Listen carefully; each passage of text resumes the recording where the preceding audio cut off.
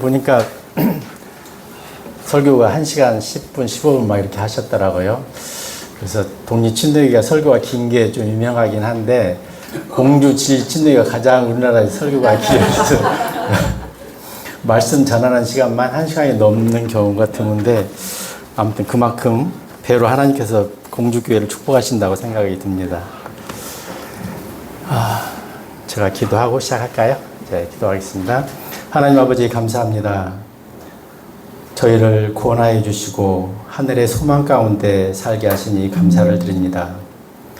이 시간 영과 진리로 경배드릴 때 주님 함께하여 주시고 우리의 지각에 눈을 뜨게 하여 주셔서 선포되는 말씀이 잘 이해되게 하여 주시며 우리 마음판에 새길 수 있도록 도와주시옵소서.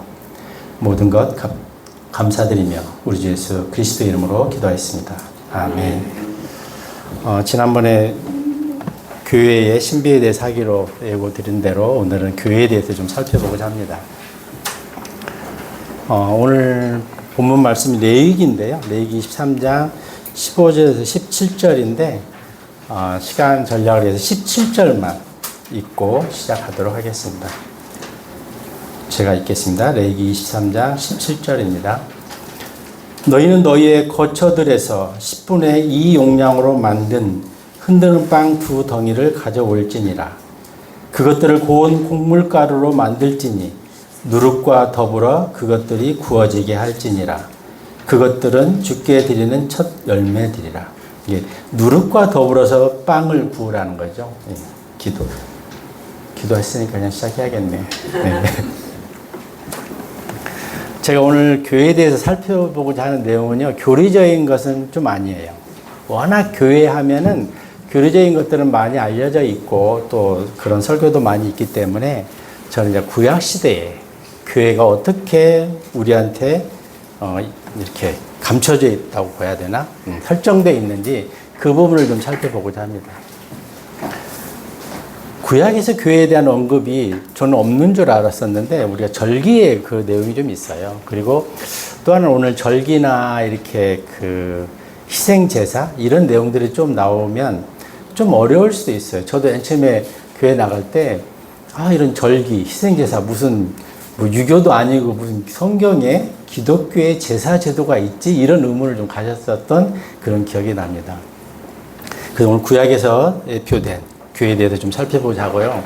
우리가 교회 하면 가장 많이 생각나는 게 마태복음 16장 18절입니다.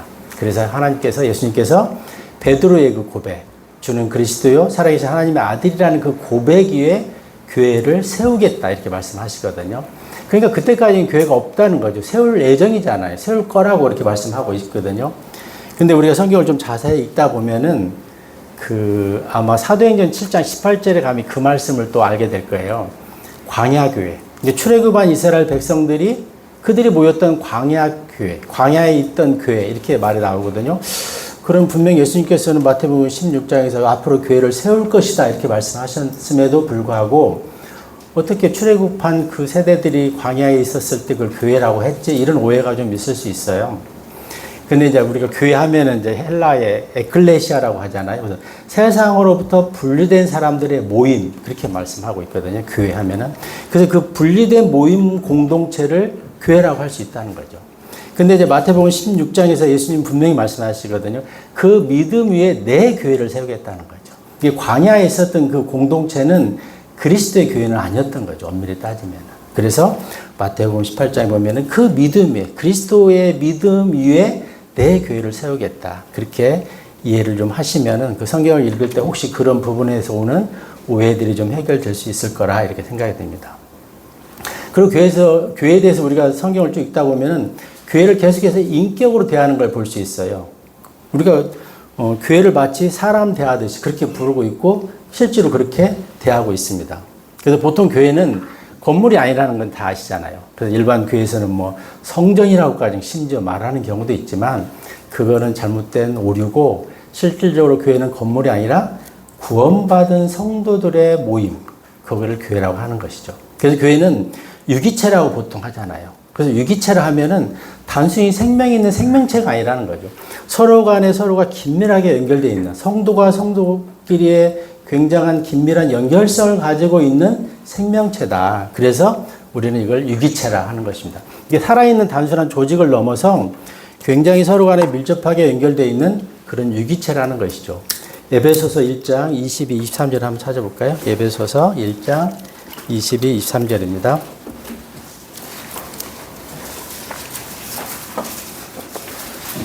에베소서 1장 22, 23절입니다.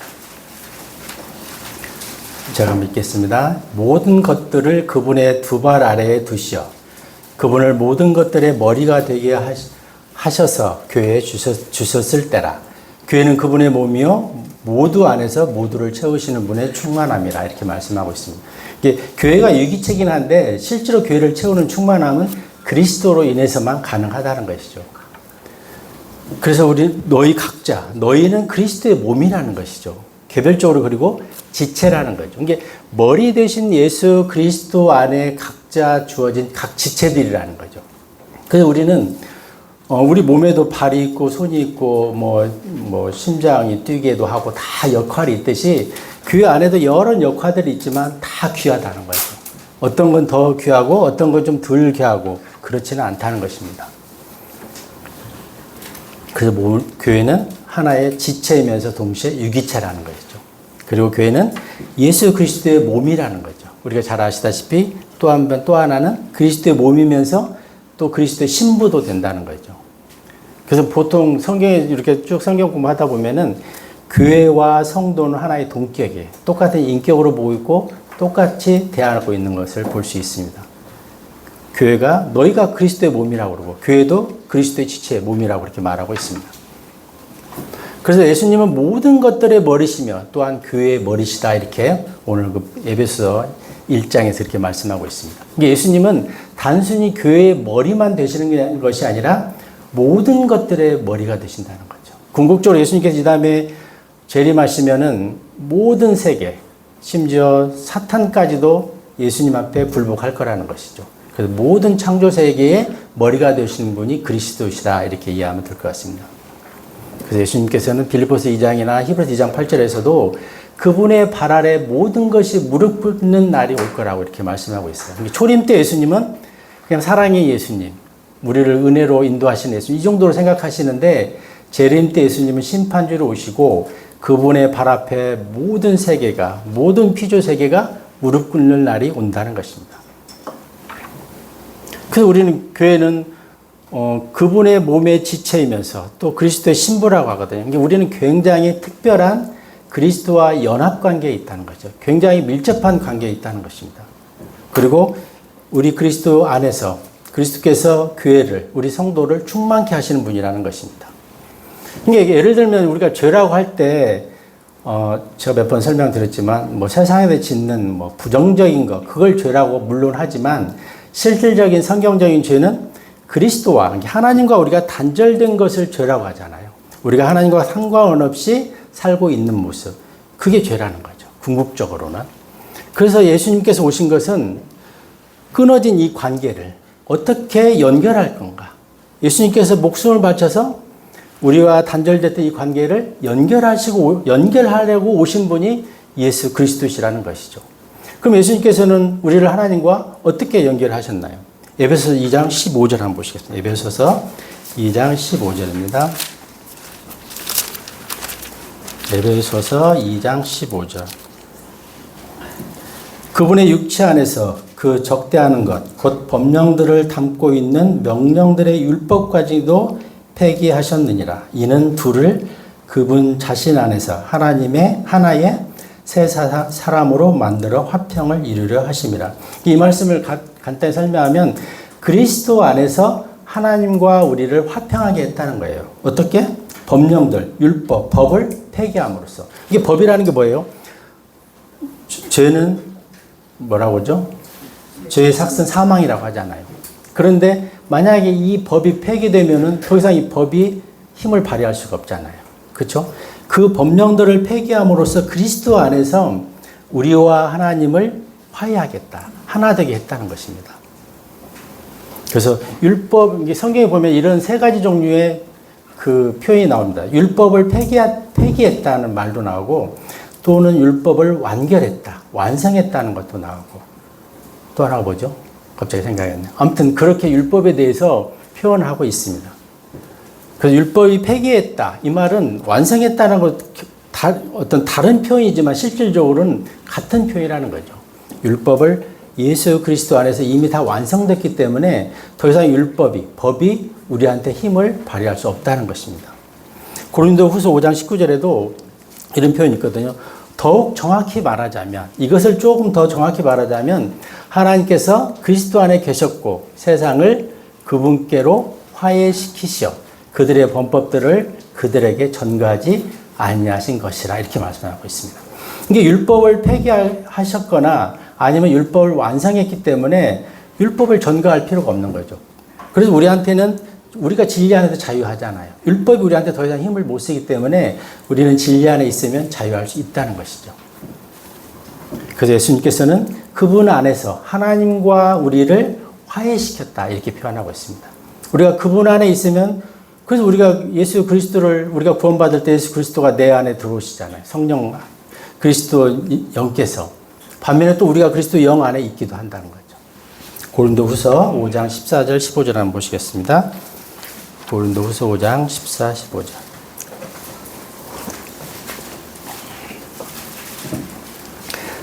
고린도후서 5장 14절. 중간 부분부터 제가 읽겠습니다.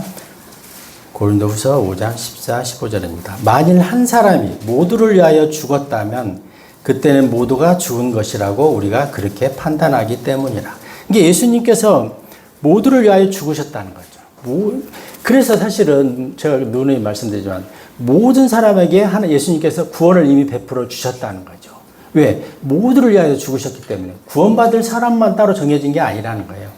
15절에 계속 보면은, 그런즉 그분께서 모두를 위하여 죽으신 것은 살아있는 자들이 이제부터 자신들을 향해 살지 않고 자신들을 위하여 죽었다가 다시 살아나신 그분만을 향해 살게 하려 하심이라, 이렇게 말씀하고 있습니다. 그러니까 우리가 그리스도 안에서 새 생명으로 새롭게 태어났는데 이제부터 우리의 삶의 목적은 나를 위해서 사는 게 아니라는 거죠. 나를 구원해 주신 그리스도, 예수님을 위해서 살게 하기 위하여 그렇게 하셨다, 이렇게 말씀하고 있습니다. 그러니까 우리가 이게 참 개념적으로 받아들이기 어려운데요. 로마서 6장 3절 6절에도 보면은 우리가 그분의 침례 안에서 같이 죽고 그분이 부활하실 때 같이 새 생명을 살아났다는 거죠. 이 개념을 잡고 가야 돼요. 그래서 우리가 아담 안에, 하나님께서 최초의 사람을 누구를 만들었죠? 아담을 만들었죠. 우리가 아담 안에 다 있었다는 거죠. 마찬가지로 마지막 아담으로 오신 예수님 안에 우리가 믿음으로 받아들이면 그분 안에 우리가 다 있다는 거죠. 그래서 첫째 아담, 죄의 형벌 속에 있는 그 첫째 아담에 소속된 사람들이 있고, 우리처럼 구원받고 마지막 아담으로 우리의 소속을 바뀐 이 성도들이 있다는 것이죠.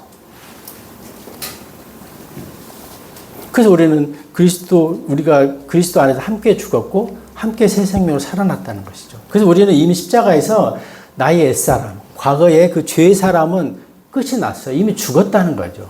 근데 우리가 계속해서 그거를 이렇게 뭐라고 할까? 물론 신학적으로는 그렇고 현실적으로는 아직 우리 몸을 구속을 기다리고 있기 때문에 아직은 아니죠. 그렇지만 우리가 신학적으로는 이미 우리는 죽었다는 거예요. 우리가 그것을 100% 믿음으로 받아들이면 된다는 것이죠.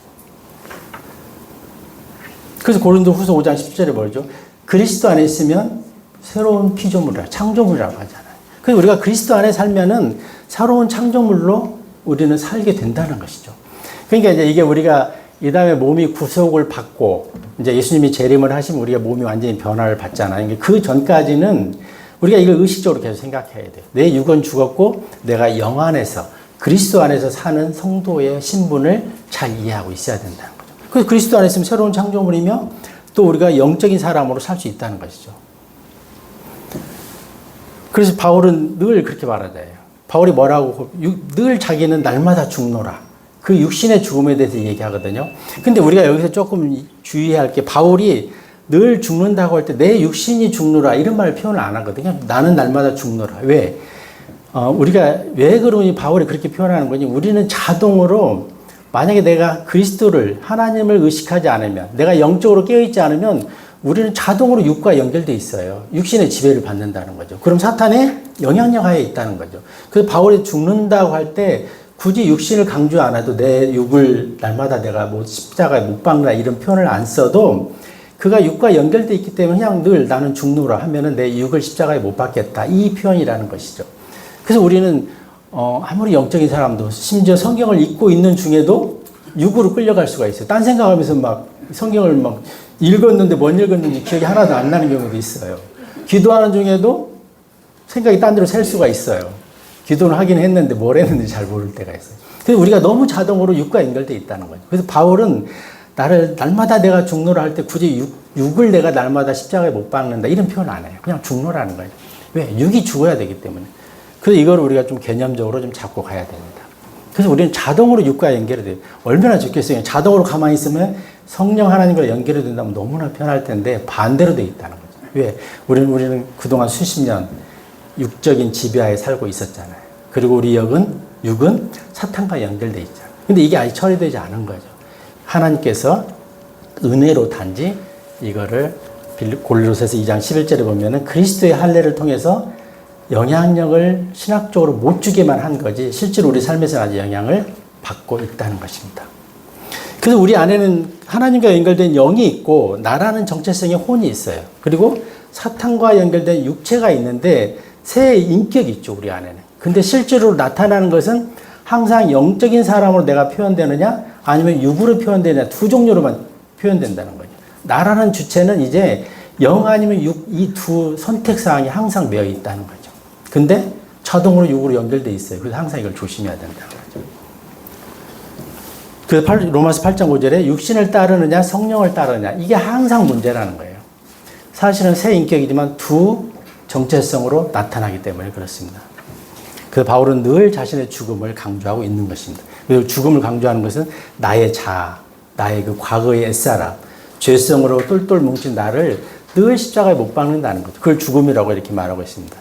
영이 죽어야 육이 죽어야 영적인 사람으로 영을 의식하면서 살기 때문에 그렇다는 것입니다. 그 너희 자신을 정녕 죄에게는 죽은 자로 간주하되 우리 주이신 예수 그리스도를 통하여 하나님께는 산 자로 간주하라. 이렇게 로마서 6장 11절에 말씀하고 있습니다. 그래서 내가 나한테 예를 들어서 염려, 근심, 걱정이 막 나한테 올라오잖아요. 우리가 살다 보면. 그랬을 때 나는 이미 육이 죽었다고 딱 결정을 하는 거죠. 뭐 세상에 살다 보면 또 욕망이 막 이렇게 올라올 때도 있잖아요. 그럴 때도 나는 이미 죽었다고 그렇게 간주하라는 거예요. 그렇게 의식적으로 생각을 하라는 것이죠. 그래서 바울이 늘 로마서 6장, 7장, 8절에서는 그런 부분을, 그 갈등을 이야기하고 있습니다. 그래서 로마서 7장에 그렇잖아요. 바울이 여전히 내 안에 육신이 지배하는 것을 내가 본다고 그러잖아요. 그래서 오라, 이 사망의 몸에서 누가 나를 구원할 건가, 건져줄 거냐, 이런 고백을 하잖아요. 왜? 구원받은 바울도 계속해서 육의 지배를 받고 있기 때문에 그렇게 표현하고 있는 것입니다. 그래서 우리는 어떻게 보면 로마서 7장과 8장 사이에 늘 갈등이 있는 거죠. 그래서 로마서 8장 1절에 내가 성령 안에 있을 때, 그리스도 안에 있을 때 정죄함이 없다 이렇게 말하고 있습니다. 그래서 예수님이 사람 모양으로 이 땅에 오신 이유는 나와 하나님 사이를 그 단절된 관계를 연결하시기 위해서 브릿지로서 막힌 담을 헐려고 오셨다는 거죠. 그래서 예수님께서 19장 요한복음 19장 30절에서 다 이루었다고 말씀하시잖아요. 그분께서 최종적으로 그런 하나님과 나의 관계에서 막혀 있었던 그 모든 것들을 다 해결했다 이렇게 말씀하고 있습니다. 다 이루었다는 걸 모든 걸 저는 다 포함한다고 생각을 해요. 예를 들면 요한복음 1장 29절에 하나님의 어린 양, 세상 죄를 제거하러 오신 하나님의 어린 양이 이제 세상 죄를 다 제거하신 것입니다. 그리고 히브리서 10장에 보면은 희생 제물이 되었어요. 예수님께서 우리를 영원한 단번 속죄를 이루셨다는 거죠. 그것도 다 이룬 거에 포함이 되는 거죠. 그리고 고린도전서 15장 3, 4절에 보면은 성경대로 죽으시고 장사되었다가 3일 만에 부활하신 것. 생명으로 다시 사망의 권세를 이기고 생명으로 부활하신 것. 그것도 이루셨다는 거죠. 그리고 로마 10장 4절에서는 율법을 다 완성하셨다는 거죠. 율법이 이제 더 이상 법이 나한테 힘을 쓸 수가 없다는 거죠. 그리고 에베소 2장 15절에서는 아까 봤지만 하나님과 우리의 막힌 담을 이미 하셨다는 거죠. 그리고 골로새서 2장 15절에서는 십자가에서 마귀 사탄으로부터 승리를 이미 거두었다는 거죠. 마귀의 생명은요, 천년왕국, 예수님이 재림할 때 그때까지는 어쨌든 활동을 할 거예요. 이 세상의 신으로서 존재할 거예요. 통치자로서. 그렇지만 이미 그 전쟁은 끝이 난 전쟁이에요. 예수님이 십자가에서 이미 마귀는 다 그로부터 승리를 거두었다는 거죠. 우리가 그리스도 안에 있으면 우리는 승리자의 편에 있다는 거죠. 그래서 우리가 그리스도 안에 있으면 더 이상 사망도 율법도 죄도 힘을 쓸 수가 없어요. 우리한테는. 우리는 그리스도 안에 있으면 우리는 자유할 수 있는 거예요. 어떤 법에도 통제를 받지 않기 때문에. 그래서 그리스도 안에서는 모든 성도는 완전한 구원과 완전한 자유와 완전한 새 사람이 되었다. 이렇게 생각해도 된다는 것입니다. 그래서 우리가 흔히 이 세상 법에도 공소권이 없다 이런 말들 들어보셨죠? 이게 공소, 기소권 이게 없다는 것은 어떤 사람이 죄가 있는 것 같은데 이걸 분명히 심판을 한번 해봐야 되는데 더 이상 소를 제기할 수 없는 게 형사재판에서 그래요. 이제 우리나라는 검사, 기소, 독점주의를 해가지고 검사만 제기할 수 있는데 분명히 참고인을 불러서 참고사항을 조사해보니까 피의자 신분을 바뀌고 그러면 이제 공소제기를 해야 되는데 못하는 경우가 있어요. 어떤 경우죠? 대표적으로 보면은 이 사람이 사망을 했거나 피의자가 또 하나는 그것을 처리할 법이 없거나 이 두 경우에는 공소권을 제기할 수 없다는 것이죠. 그러니까 우리가 만약에 성령 안에 살면 우리가 육체 안에 살지 않으면 우리한테는 더 이상 누구도 시비를 걸 수가 없어요.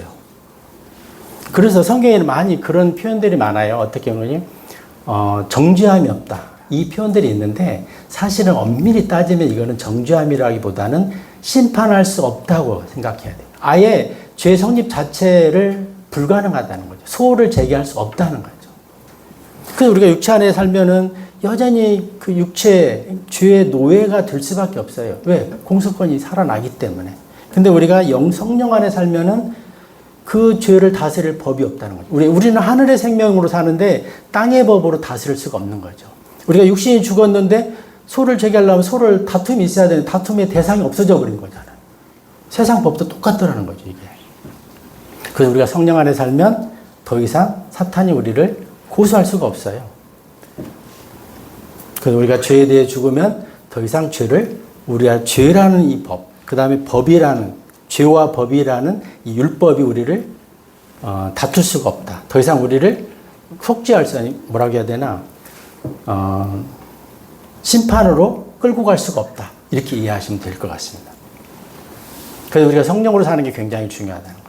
그러니까 우리가 만약에 구원받고 우리 안에 성령님이 내주하심에도 불구하고 육신적으로 산다면은, 다른 표현을 들자면은 이제 소를 심판할 수가 있게 되는 거고, 한편으로 보면 그때는 사탄의 영향력 하에 우리가 있을 수 있다는 거죠.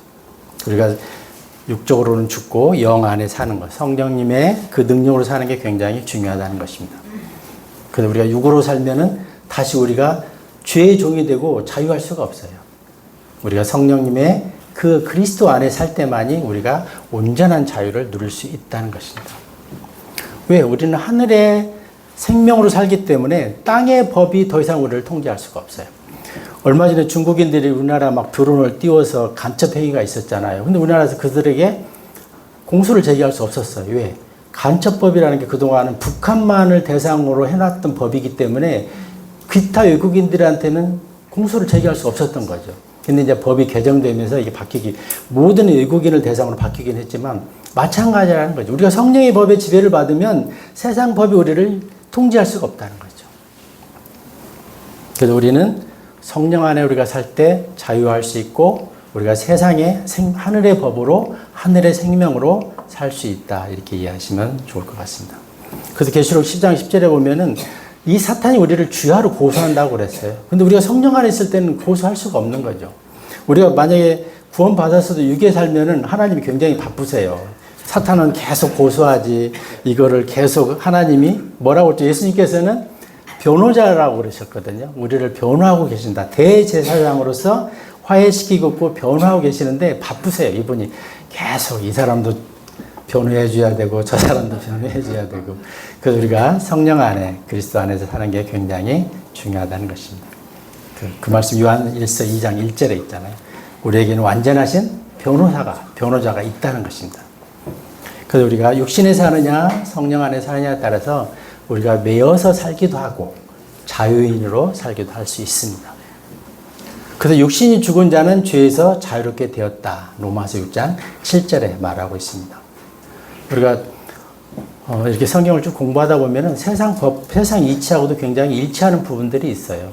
오히려 그런 부분들을 우리가 잘 이해하면 성경을 이해하는 데도 도움이 된다고 봅니다. 그래서 교회의 성도는 육이 죽고 영으로 사는 사람들의 모임. 그러면서 서로가 서로에게 굉장히 밀접하게 연결되어 있는 유기체라는 것입니다.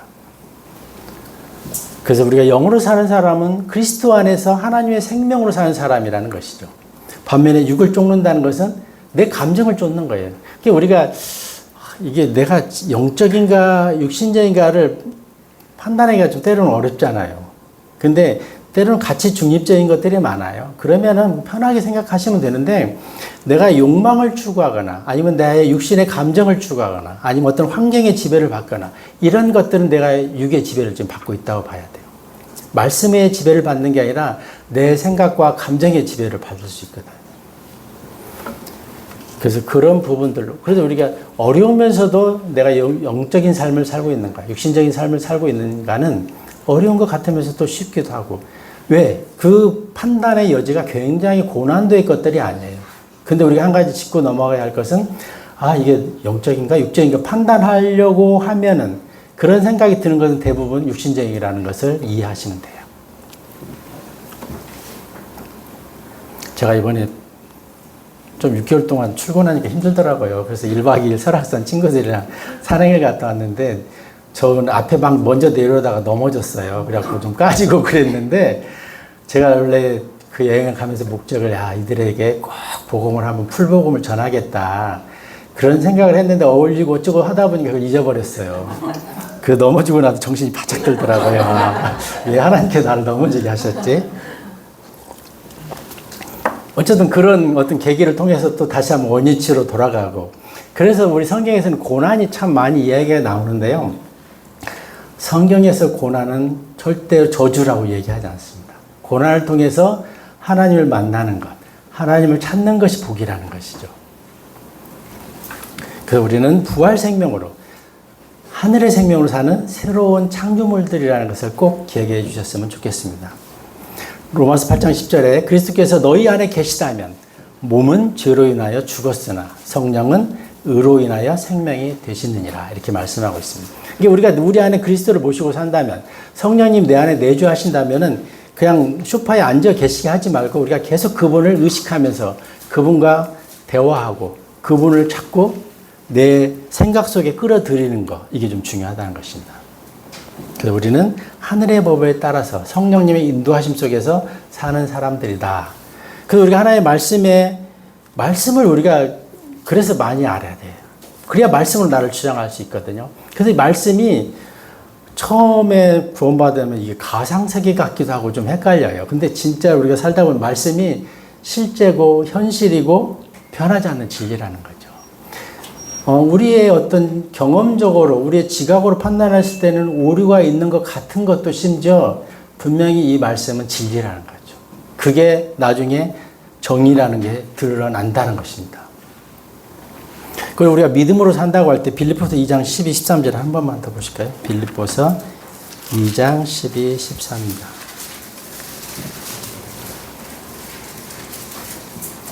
누가 한번 읽어주실래요? 빌립보서 2장 12, 13입니다. 이런 이유로 나의 사랑을 갖는 자들아 너희가 늘 순종해 왔듯이 네 앞에서뿐만 아니라 내가 없는 지금 더욱더 순종하여 두려움과 떨림으로 너희 자신의 구원을 나타내라. 이는 너희 안에서 역사하시어 그분이 선한 기쁨에 속한 것에 뜻을 두게 하시고 행하게도 하시는 분은 하나님이시기 때문이다.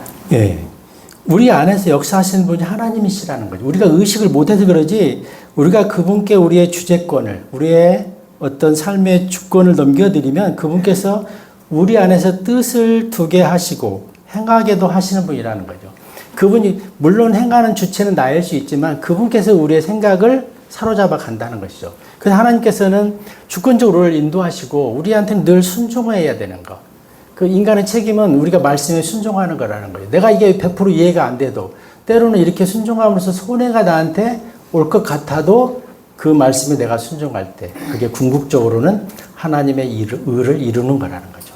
두려움과 떨림으로 우리 자신의 구원을 나타내라 할 때 여기서 구원은 우리가 새 생명으로 태어나는 것, 우리 혼이 구원받는 게 아니라 우리가 구원받은 혼이 삶 속에서 그리스도를 나타내는 그거를 지금 말하고 있습니다. 그 구원을 나타내라. 생활 속에서 너의 그리스도를 구세주로, 구원자로 대하고 그분의 삶을 이루어가라. 이런 뜻이라는 것입니다. 그런데 어떻게? 두려움과 떨림으로 그걸 이루라는 거죠. 우리가 말씀 앞에서 경건한 두려움이 있으면은 우리가 가볍게 넘길 수가 없어요. 말씀에 대해서. 우리가 진중하게 성경 말씀을 대할 수 있다는 것입니다. 우리가 구약과 신약을 보통 십자가의 사건으로 구분하잖아요. 십자가를 기준으로 구약과 신약을 구분합니다. 그러면 우리가 교회는 언제부터 시작됐을까요? 예수님께서 아까 마태복음 16장 18절에서 그 믿음의 반석위에 내 교회를 세우시겠다 이렇게 말씀하셨는데 그럼 언제부터 세우셨냐 이거죠. 우리가 보통 교회 시대라 이렇게 말하잖아요. 그럼 시대라고 하면은 그 시대가 시작이 있고 끝이 있다는 거예요. 분명히 교회는 시작과 끝이 있다는 것입니다. 그래서 교회 시대, 은혜 시대 이렇게 우리가 말하잖아요. 그래서 교회는 보통 사도행전 2장에서 오순절 성령님이 강림하심으로써 교회가 시작됐다 이렇게 말하고 있습니다. 그리고 계시록 3장에서 교회가 휴거되고 나면 계시록 4장에서부터는 더 이상 존재하지 않잖아요, 교회가. 우리가 지금 오후에 계시록 2장, 3장 교회에 대해서 지금 같이 나누고 있는데요. 아마 다음 주면은 라우디아 교회를 끝으로, 라우디케아 교회를 끝으로 교회 시대가 끝이 나는데, 그럼 계시록 4장부터는 교회가 이 땅에 더 이상 존재하지 않는다는 거죠. 지금 사람들이 대부분 라우디아 교회 시대를 우리가 살고 있다 이렇게 말하기 때문에 굉장히 교회 시대가 마지막을 우리가 가고 있고 그때를 우리가 살고 있다 이렇게 생각하면 됩니다.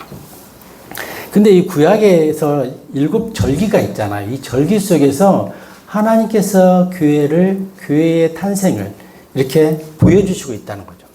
우리가 보통 절기라면은 유월절 있잖아요. 그렇죠? 유월절. 예수님이 어린 양으로서 십자가에 못 박힌 사건. 그 다음에 유월절 다음부터 7일간의 무교절 있잖아요. 그러니까 우리가 여기서도 하나 알 수 있는 게 교회는 거룩하게 산 사람들의 모임이 아니라는 거죠. 먼저 그리스도의 피로 거룩하게 된 사람들이 무교절이라는 7일을 통해서 누룩을 제거한, 그래서 거룩해지게 된다는 거죠.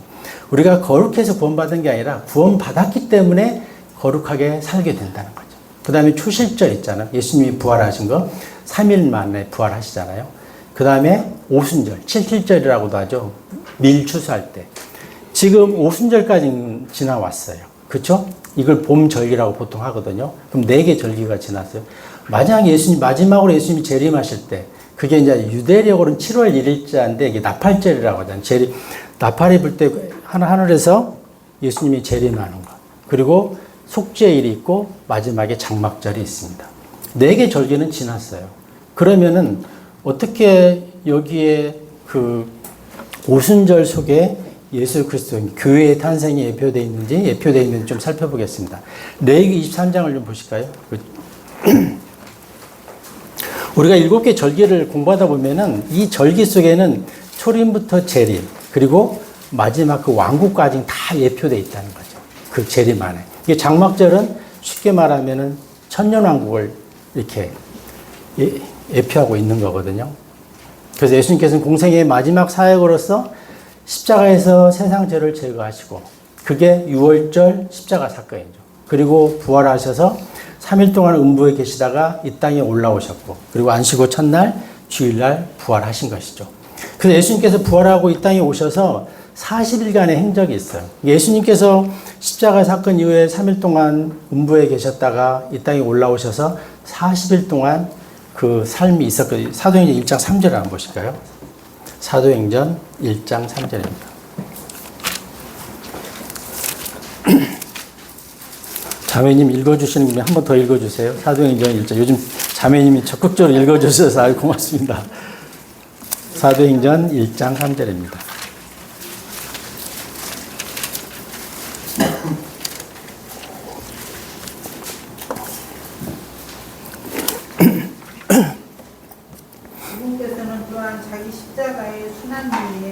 자신이 살아있음을 그들에게 다수의 모호한 입증들을 통하여 보이셨더라. 그분께서는 그들에게 40일 동안 보이셨고 하나님의 왕국과 관계된 것들을 말씀하셨으며 예. 그래서 이분께서 부활하신 후에 40일간 사람들에게 하나님의 왕국에 관계되는 것을 말씀했다, 전했다 이렇게 말씀하고 있거든요. 이게 예수님께서는 부활해서 올라오신 후에 40일 동안 이 땅에서 과거에 그 구약에서 예견됐던, 구약에서 예언되어 있던 모든 것들에 대해서 말씀하셨던 거죠. 누가복음 24장에 한번 보시면, 누가복음 24장에도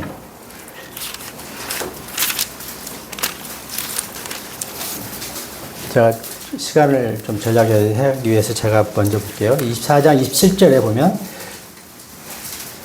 그러고는 그분께서 모세와 모든 예언자들로부터 시작하여 성경 기록들에서 자신에 관한 것들을 그들에게 자세히 설명하셨더라. 이게 이 말은 뭔가 예수님 부활하신 후에 엠마오로 가는 그 제자들에게 풀어서 쭉 설명을 해주시는 거예요.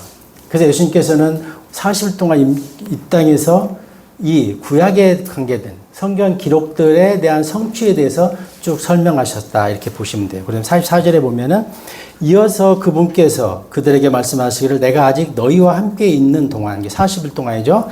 내가 너희에게 전한 말들이 이러하니라. 곧 모세의 율법과 예언서들과 시편들 안에서 나에 관하여 기록된 모든 것들이 성취되어야만 한다는 것이라 하셨니라. 이게 구약에서 예수님에 관해서 예언된 것들에 대해서 하나님께서 쭉 설명하고 말씀하고 있는 것입니다. 45절에 그때 그분께서 그들이 성경 기록들을 이해하도록 그들의 지각을 열어주셨으며 이렇게 말씀하고 있습니다. 그래서 우리가 사실은 기도 제목이 이런 거예요. 45절 같이 지각을 열어달라는 거. 우리가 말씀을 이해할 수 있도록 우리의 지각을 열어달라고 하는 이런 기도. 우리 아들이 사시에 패스하게 해달라, 이런 거는 왜 끝이 있기 때문에. 오히려 우리가 그리스도의 신비를 알 수 있도록 성경의 이 많은 부분들을 눈 뜰 수 있도록 지각을 열어달라. 이런 게 실질적인 기도 제목일 수 있습니다. 그리고 뿐만 아니라 예수님께서는 마태복음 28장 19, 20절에서 또 사명을 당부하셨어요. 전에 보면 마태복음 10장이나 15장에서는 예수님이 뭐라고 하셨죠?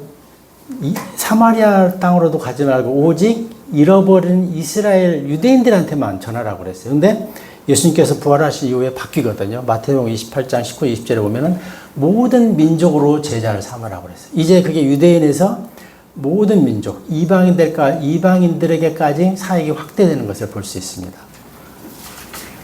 그리고 이제 사도행전 1장 4절에 다시 한번 갈게요. 사도행전 1장 4절에 가시면 그들과 함께 회동하셨고 1장 4절에요. 그들이 예루살렘을 떠나지 말고 오직 아버지의 약속을 기다려야 한다고 그들에게 명령하셨더라. 그분께서 이같이 말씀하시니라. 그 약속은 너희가 나에게서 들은 것이라. 그러니까 이제 예수님께서 이 제자들에게 예루살렘에 잠깐 머물러라. 왜? 아마 이때 성령님이 아직 강림을 안 하셨기 때문에 너희가 성령이 너희한테 내주하게 되면 그때 성령의 능력으로 너희가 일을 해야 된다. 그러니까 기다리고 있으라는 거죠. 그래서 5절에 보면은 이는 참으로 요한이 물로 침례를 주었으나 너희는 향후 많은 날들이 지나지 않아 성령으로 침례를 받을 것이기 때문이라 이렇게 말씀하고 있거든요. 이게 며칠이 지나지 않으면 조금만 기다리면 내가 승천하고 나서 열흘 있으면 성령님이 너한테 임할 것이다. 그때까지는 기다려라. 이런 사인이거든요. 그래서 성령 침례가 뭐냐? 이거를 좀 설명하고 있는 게 사도행전 11장 15, 16절입니다. 사도행전 11장 15, 16절.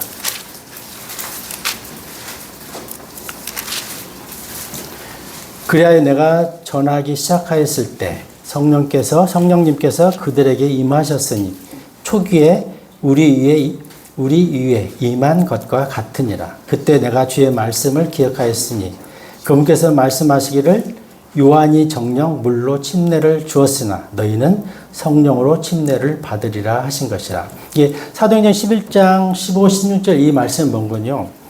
이제 베드로에게 하나님께서 말씀하시는 거예요. 그 요바에서 사람들이 올 것이다. 그럴 때 그들에게 복음을 전하라고 하거든요. 이게 베드로가 아니 우리는 그동안 유대인만 상대했는데 왜 갑자기 이방인들에게냐 하니까 하나님께서 쉽게 말하면은 이 사역의 영역을 넓혀주셨다는 거죠. 그리고 베드로가 그랬을 때 그들을 만났어요. 만났을 때 어떤 일이 일어났느냐. 이때는 이미 이제 성령님이 내주하신 거예요. 강림하신 거예요. 그럼 여기 보면은 15절에 성령님께서 그들에게 임하셨으니, 이게 초기에, 이게 처음에 베드로죠. 베드로와 그 제자들이 우리 위에 임한 것과 같으니라. 그들에게도 성령이 임했다는 거죠. 우리는 구원받는 그 순간 예수님을 나의 구주로 영접하는 그 순간 성령님이 우리한테 들어오시잖아요. 베드로의 사건 이후에 그 이방인들 형제들도 구원받는 그 순간 성령이 임했다 이렇게 말씀할 수 있습니다. 그래서 우리가 이제 물침례라는 게 물에 완전히 잠겼다 일어나는 것을 상징하듯이 성령 침례도 비슷하다. 성령님이 내 안에 완전히 내주하시는 거다. 그리고 우리가 또 성령님 안에 거하기도 하고 이렇게 이해하면 될 수 있다는 것입니다. 그리고 8절에 보면은 세계 선교를 하는데 성령께서 너에게 임하신 후에 너희가 권능을 받으리라. 이제 성령님이 우리한테 임하시면 하늘의 권능도 같이 받는다는 거죠.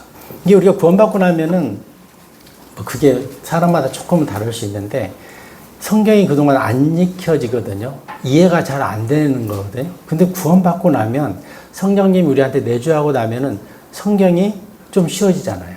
좀 잘 읽어지잖아요. 그런 차이가 있다는 거죠. 1장 8절에서 그런 부분을 좀 얘기하고 있거든요. 그리고 나서 1장 9절에 보면 10절에 그리하여 그분께서 올라가시는 동안 그들이 하늘 쪽을 확고히 바라보고 있었는데 보라 흰옷 복장을 한 남자 둘이 그들 곁에 섰더라. 11절도 한번 읽어보겠습니다. 사도행전 1장 11절입니다. 그들이 또한 말하기를 너희 갈릴리 사람들아 어찌하여 너희는 서서 하늘 속을 올려다보며 응시하느냐. 이 동일한 예수님께서는 너희를 떠나 하늘 속으로 들려 올라가신 분이시니 너희가 그분께서 하늘 속으로 가심을 본 것과 같은 방식 그대로 그렇게 오시리라. 이렇게 말씀합니다. 이게 예수님이 올라가신 그 모습 그대로 오실 거라는 거예요. 이게 얼마 안 남았다는 거죠. 우리는 그 전에 공중 강림하실 때 올라가겠죠. 7년 전에. 그래서 예수님께서는 재림의 약속을 분명히 하고 있다는 것이죠. 그래서 예수님께 승천하시고 열흘 후에 성령이 강림하는 것을 볼 수 있습니다. 제가 그래서 궁금했어요. 왜 오순절날 성령님이 강림하셨나. 그래서 쭉 내용을 좀 보니까요. 오순절이라는 의미가 레위기 23장을 한번 보실까요? 레위기 23장.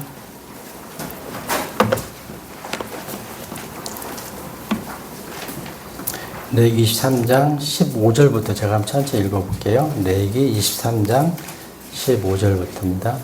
그런 다음에 너희는 그 안식일이 지나고 이튿날부터 곧 너희가 흔드는 재물의 단을 가져온 날부터 너희에게 계산할지니 7번의 안식일들을 채울지니라. 곧 너희는 7번째 안식일의 이튿날까지 50일을 계수할지니 그런 다음에 새로운 음식 제물을 주께 바칠지니라. 이렇게 말씀하거든요.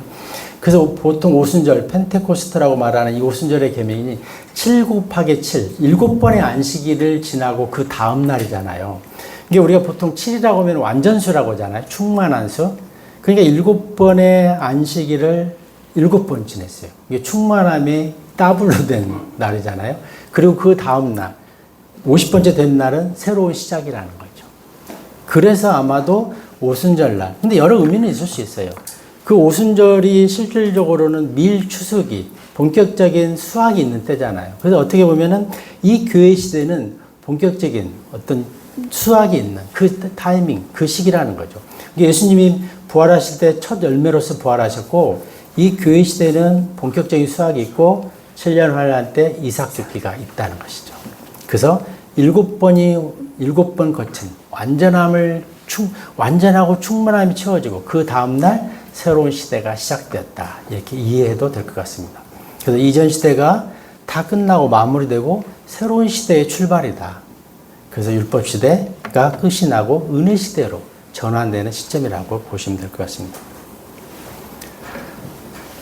그 성경에서는 숫자들이 그냥 있는 것 같지는 않아요. 다 의미를 가지고 있다는 거죠. 그래서 아까 말씀드린 대로 6월절에 예수님께서 세상 죄를 제거하시는 어린 양으로서 십자가에서 피와 물을 다 쏟아지고 죽으시고, 그리고 초실절에 부활하셨고, 그리고 오순절에 이제 성령님이 강림하셔서 본격적인 교회 시대가 시작됐다. 그렇게 이해하셔도 됩니다.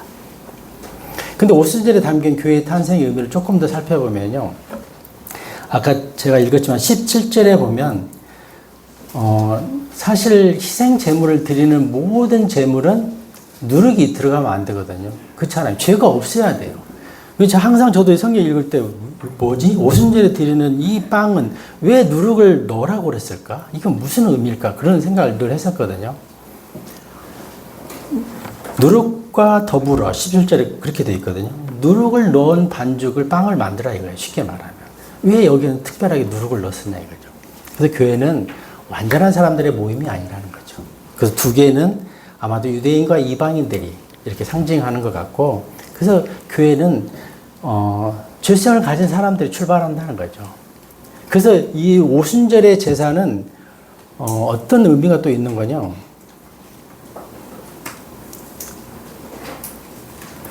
그 번제, 희생 제물과 같이 드렸어요. 이게 속죄제와 같이 드렸다는 거죠. 이 오순절 제사는. 그리고 또 하나는 화목제, 화평 제물과 같이 드렸어요. 이 세 가지를 한 번에. 처음 오신 분은 죄송하기도 아닌 처음 무슨 뭐 화평 제물, 속죄물 이런. 근데 들었다 보면 나중에 이해가 돼요. 처음에는 저도 엔치면 내용들이 처음에 들을 때는 제가 가장 어려웠던 게 이런 제사제도, 그 다음에 유대의 그 남북 왕조들, 세상의 천지 아무 이해도 안 되는 걸 왜 저렇게 늘 왕들 얘기를 할까 그랬었거든요. 근데 제사제도는 좀 의미가 있습니다. 그래서 오순절에 드리는 이 두 빵에는 누룩을 넣으라는 거죠. 그리고 18절에 보면은 그리고 너희는 그 빵과 더불어, 그 누룩을 넣은 빵과 더불어 1년 되고 흠없는 어린 양 7마리와 어린 수송아지 1마리와 수장 2마리를 바칠지니라. 그것들은 그것들의 음식제물과 그것들의 음료제물들과 함께 주께 드리는 번제물이라. 이렇게 말씀하고 있어요. 이게 이 두 빵 덩어리, 누룩이 들어간 빵에 쉽게 말하면 번제물, 죄를 사해주는, 이게 예수님의 어린 양의 피가 들어가는 거죠. 그걸로써 깨끗하게 하는 거죠. 그 다음에 19절에 보면 그때 너희는 죄의 제물로서 염소들 중에서 취한 새끼 1마리를 희생 제물로 바치고 1년 된 어린 양 2마리를 화평 제물들에 속한 희생 제물로 바칠지니라. 이렇게 말씀하거든요. 이게 19절에 화평 제물로 드리는 거예요. 우리가 그 제사 중에서 화평 제물은 유일하게 모든 사람이 같이 그 빵을 나눠서 먹었거든요. 그러니까 보세요. 거룩하지 않은 유대인, 이방인이 다 모여요. 그 다음에 예수님의 그 번제 제물로 죄를 사함 받습니다. 그 다음에 그 제물을 나눠서 교제, 떡에 빵을 나눈다는 거죠. 그래서 우리가 요한복음 6장 같은 데 보면 굉장히 어려워요. 내 살은 뭐죠? 음식이니 나를 먹어라. 내 피는 음료니 내 피를 마셔라. 막 그런 말들이 나오면 이게 도대체 뭔 소리인지 막 굉장히 어렵거든요. 결과적으로 본 거니 긴밀하게 연합해 살으라는 거죠. 뭐죠? 말씀이 육신이 되어 왔다고 그랬잖아요. 그리고 기록된 성경 말씀이 영이요 생명이라고 그랬거든요. 그래서 우리가 사실은 교회 내에서 교제는 말씀의 빵을 나누는 것. 성경 말씀으로 나누는 게 실질적인 교제라는 거죠. 그래서 예수 그리스도, 말씀으로 오신 그 예수 그리스도를 나누어 먹는 것. 이게 실질적인 교회의 교제여야 된다는 거죠. 그래서 누룩이 들어있는 두 빵덩어리와 플러스 예수님의 번제, 그 제사로 우리의 죄들이 사함받고 플러스 그 육신으로 오신 예수님을 우리가 빵을 나누고 음료를 마시면서 교제하면서 우리가 성장해 간다는 거죠. 그래서 오순절에 그런 깊은 의미들을 다 담고 있다, 이렇게 말씀드릴 수 있습니다. 그래서 유일하게 제사 중에 오순절에 드리는 이 빵은 누룩이 들어갔다는 거죠. 그래서 우리는 교회 시대에 우리가 죄가 있음에도 은혜로 받아들여진 존재라는 것이죠. 그리고 그 근거가 속죄제물로 바쳐진 예수 그리스도를 통하여 우리의 죄들이 용서받게 하기 위해서 그렇다는 거죠.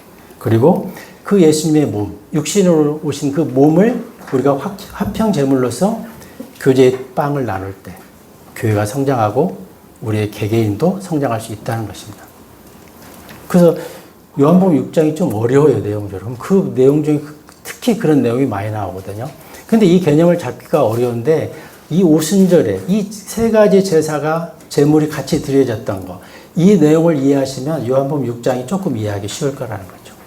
그래서 뭐 피를 마시고 내 살을 먹고 이게 예수님의 말씀 오신 예수님과 우리가 교제하는 것, 그걸 말씀하고 있다는 거죠.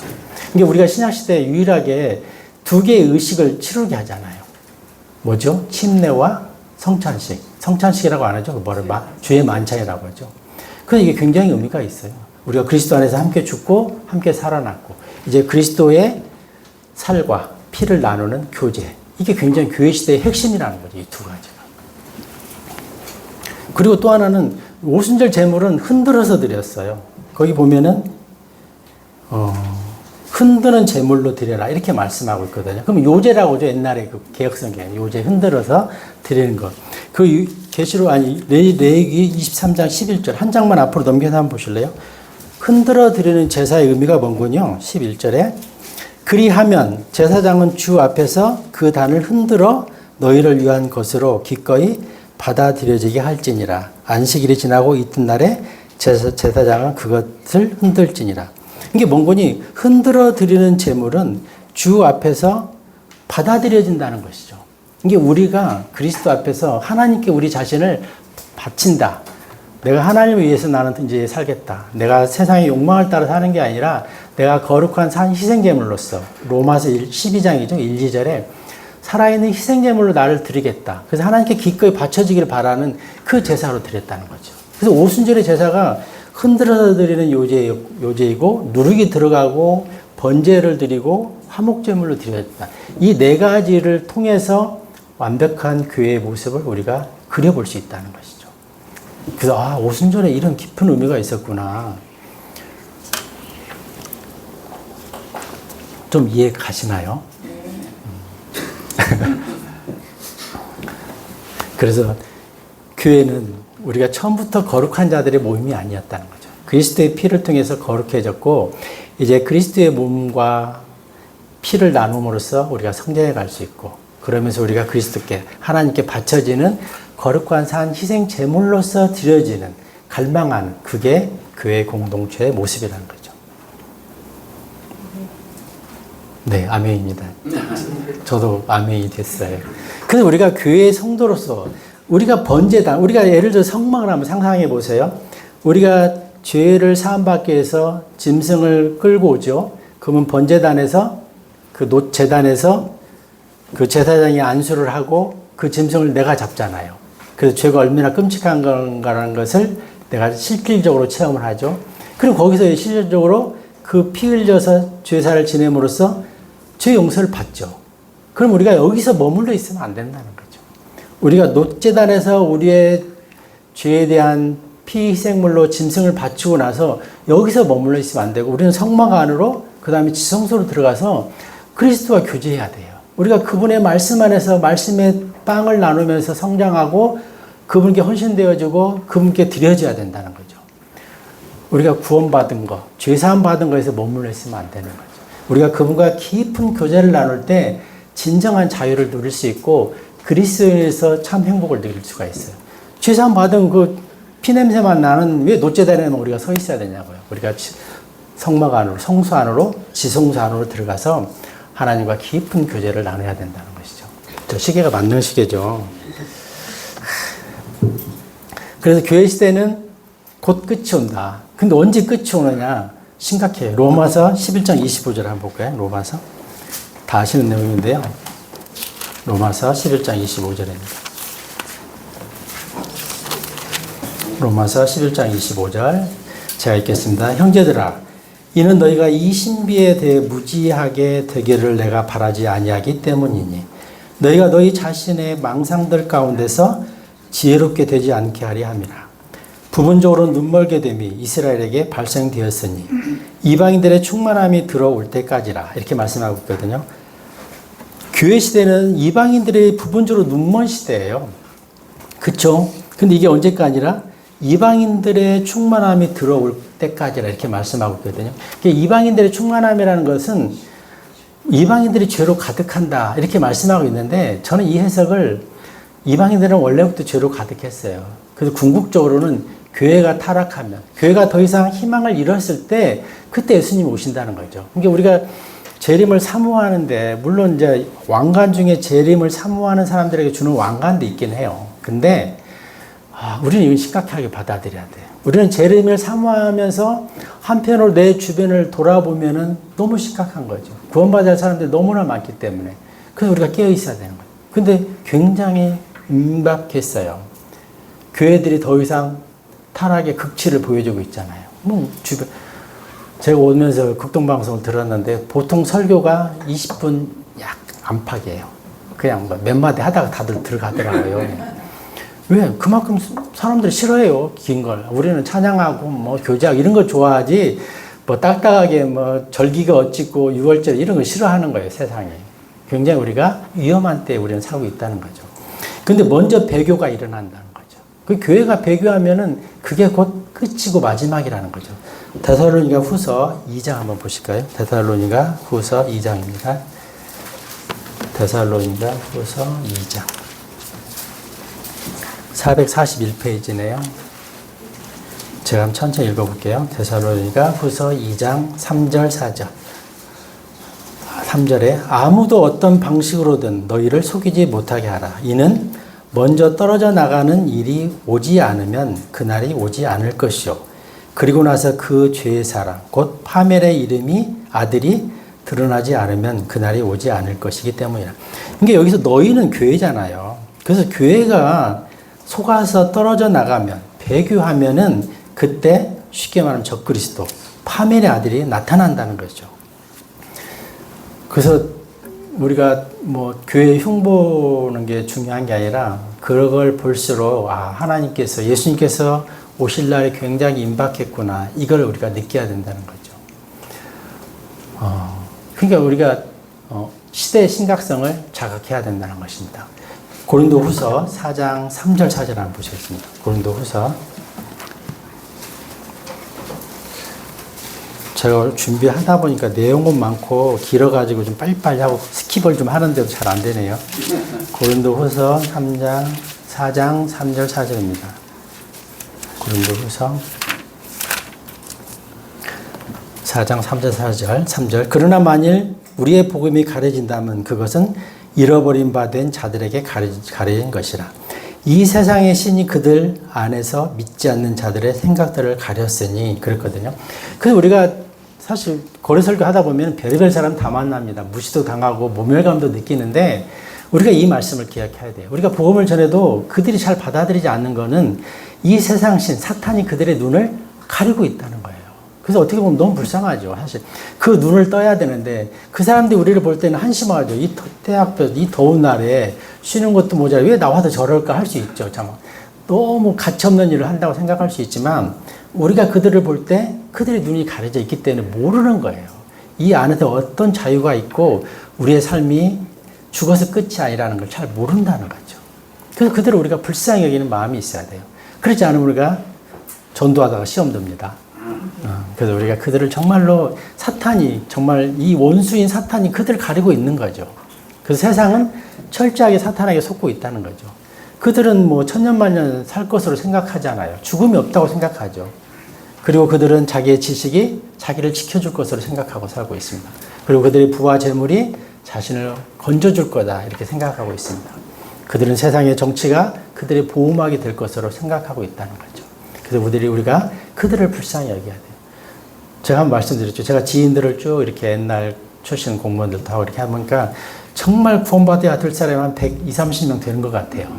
근데 쉽지 않아요. 세상이 너무나 복음과 기독교의 진리로부터 멀어져 있어요, 사실은. 쉽지 않아요. 저도 이번에 그 여행 얘기도 아까 산행도 얘기했지만 쉽지 않다는 거죠. 1대1로 만나서밖에 전하지 그렇지 않으면 힘들어요, 이제. 그래서 우리가 그들에 대한 불쌍한 마음을 여전히 갖고 있어야 된다는 거죠.